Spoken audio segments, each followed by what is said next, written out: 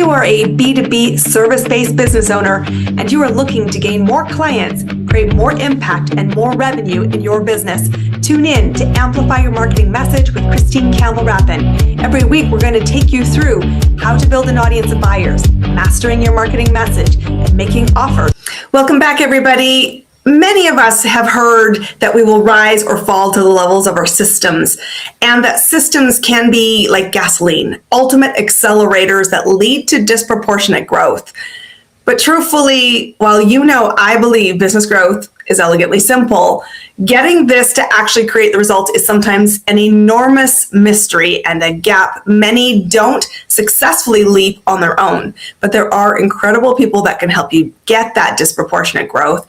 And I'm super excited to bring our guest today, somebody who I've collaborated with, been friends with for quite a few years, and he is a master and his company is exceptional at this. So please give a very warm welcome to our guest today. This is Divian Mistry. Super excited to have you. Welcome to the show. Hi, Christine. Thank you so much. I'm excited to be here and share what we have to talk about today.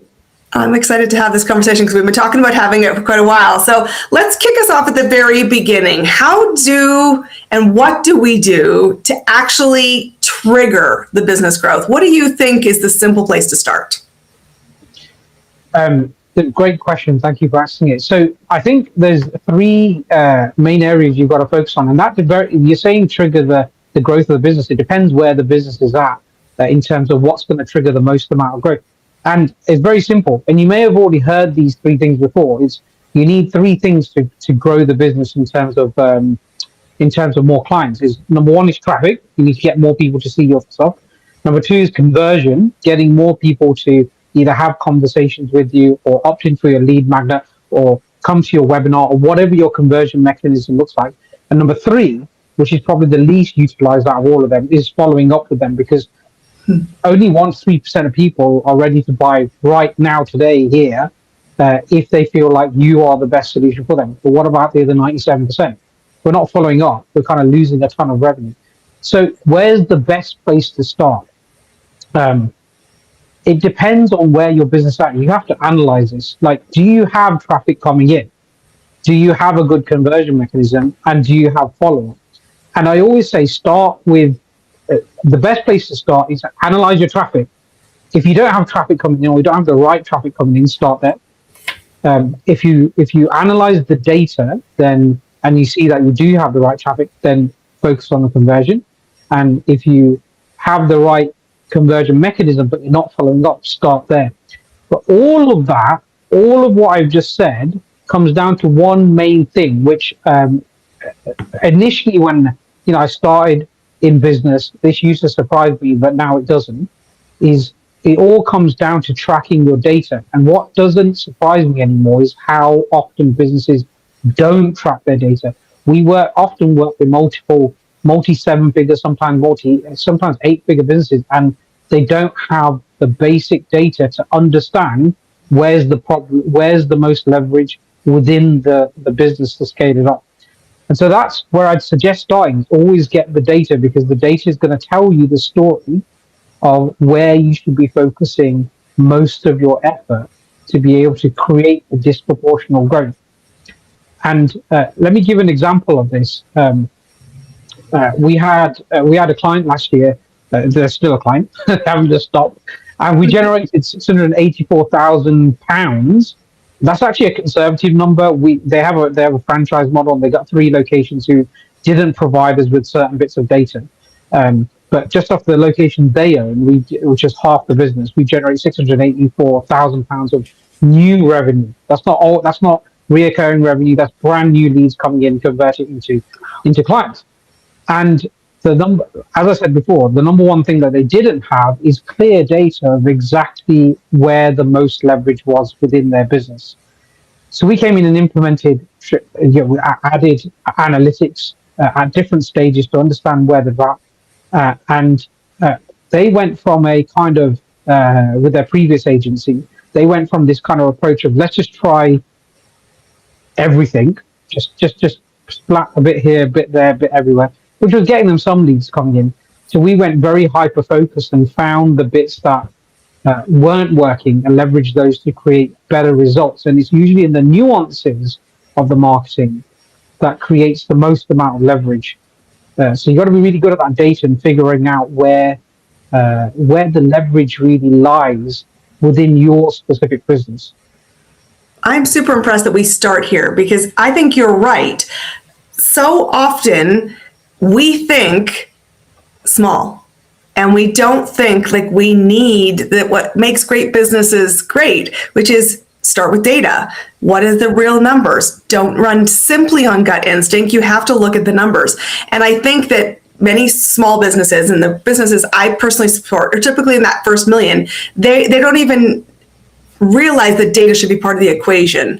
But when you understand what you have, you're able to look at incremental improvement. And it's not a game of noise, guys. It's a game of effectiveness. And what your success story really shows is if you understand the pivot point, what's good and what could be amplified, guess what? You have exponential, which you say, disproportionate levels of growth.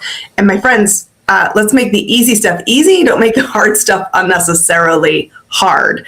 So when you're working with someone, we've heard this term 80-20 and how to really focus on the thing that's working rather than trying to fix everything at the same time.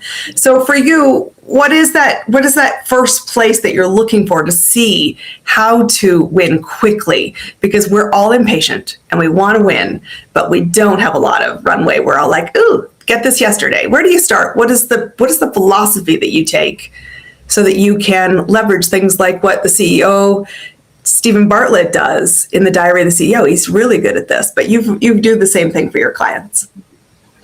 Yeah, so we've got to figure out where this, so for the benefits of those listening, in case you don't know what the 80-20 rule is 20% of your effort creates 80% of the result. So 20% of your clients are likely producing 80% of your revenue.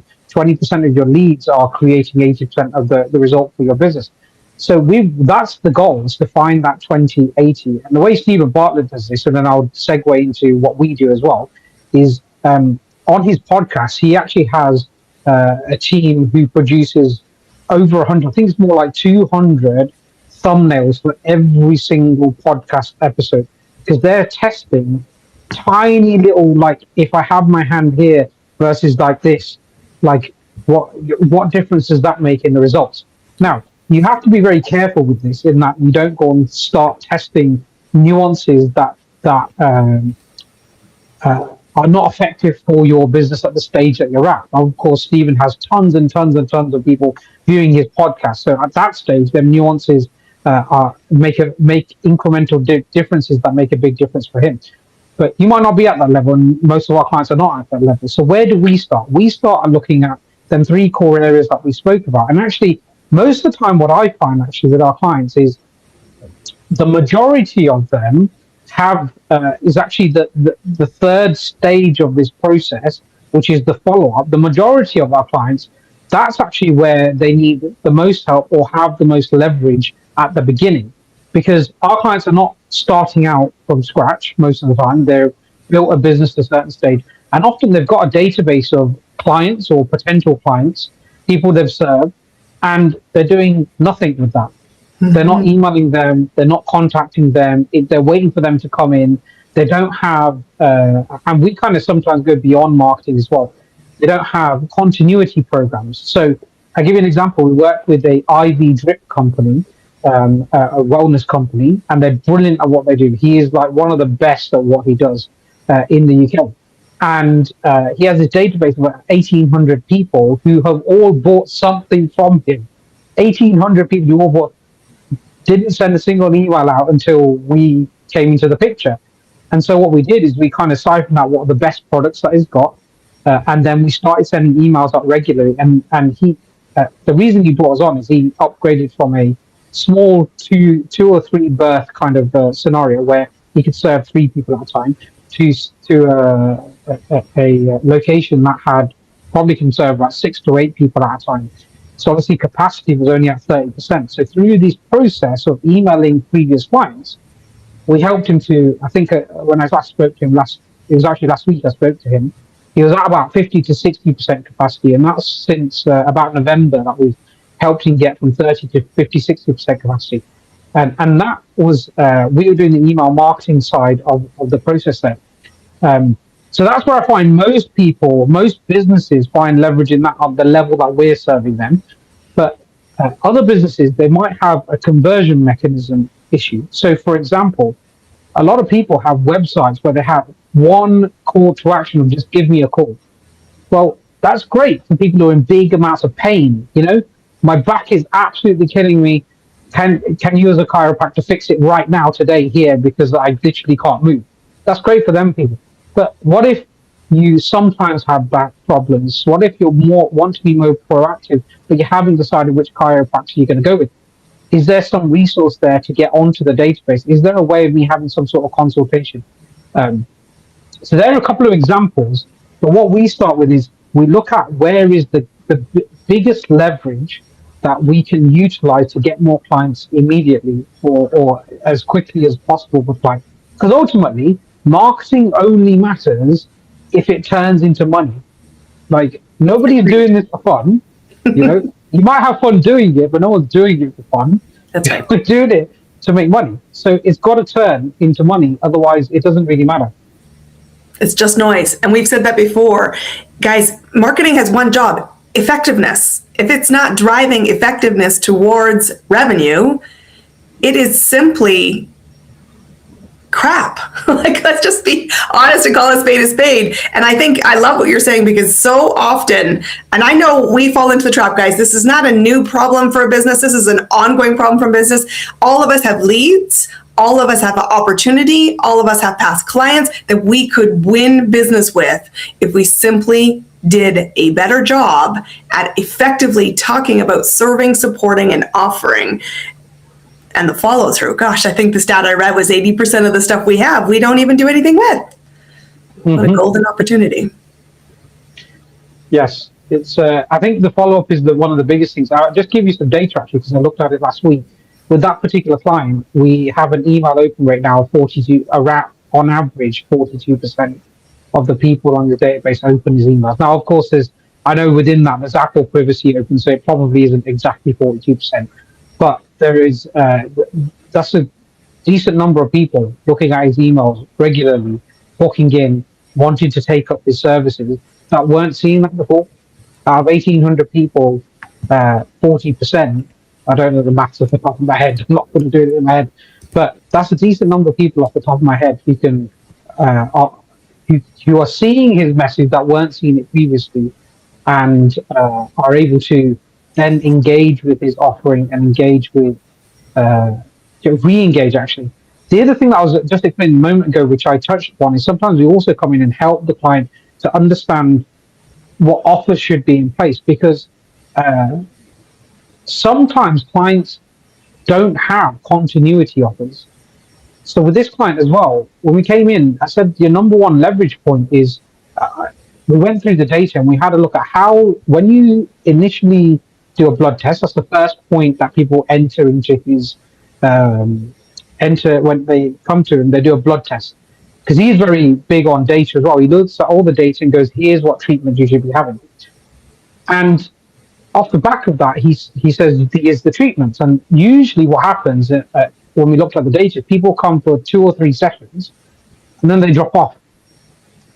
And I said to him straight away, one thing you need to do is create a continuity program where they're paying every month, which is what will prompt them to come in every month, which will be better for their health, so you're serving them, and it will be better for you because they continue to come in. Instead of what happens is, let's say they come in February, well, at the start of the year, they have a blood test, they follow up for a couple of months, and then they drop off. They have a full intention of continuing, but they don't always continue because life happens and they kind of go, oh, I'll go next week instead of this week. And then 6 to 12 months later, inevitably, it's cold, it's winter, something they get stressed, something happens. And these are often his clients are high performers, so CEOs, people who need to perform, and something triggers and then they come back to him. And I'm like, well, let's put a continuity in place, and that will raise your revenue because you've got that consistent revenue. and it serves the client better as well. So sometimes we jump in and we help people with that because that is also another point at which you can create a lot of leverage in the business and create a lot more revenue coming in the business. So would it be fair to say that for you, when you first engage with a client, you're looking for the fastest win and everybody's got somewhere to start? Correct. Yes, 100%. Yeah. We're looking for the fastest win and everybody's got somewhere to start. We do have some clients earlier stage businesses. Generally, we deal with seven-figure, multi-seven-figure businesses, but sometimes we get clients who are earlier. And their fastest win is getting more traffic to their web presence, whatever that might look like, whether it's a landing page, whether it's a website. Often they need to up-level their website first before we drive the traffic, but that's often where we start with them. And one of our philosophies actually as a business is we're not going to sell a package just to fulfill the fact that we've said you need this thing. So I've actually turned clients away. Let me give you an example. I've turned clients away because, for example, when we do SEO, we know the level of activity needed, search engine optimization, level of activity needed to actually start getting decent traffic coming in within 6 to 12 months. And there are clients who've come to me and said, that's too much of a budget, I can't afford that. And I've said to you then, well, then go and do something else. Because ultimately, if you come on board and have a smaller package with us, you're not going to get results in 6 to 12 months. In which case, I'm not serving you. And you're going to be asking me, where's my return on investment? And we'll come back to this conversation to say, you wanted a package that didn't allow us to do the full breadth of what we need to do.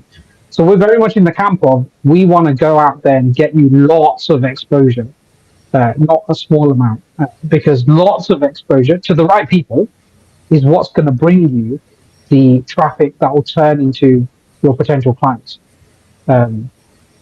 It's so important that we lead that and we be the barometer and said, can I meet your expectations? Yes, if you're willing to play this level of support.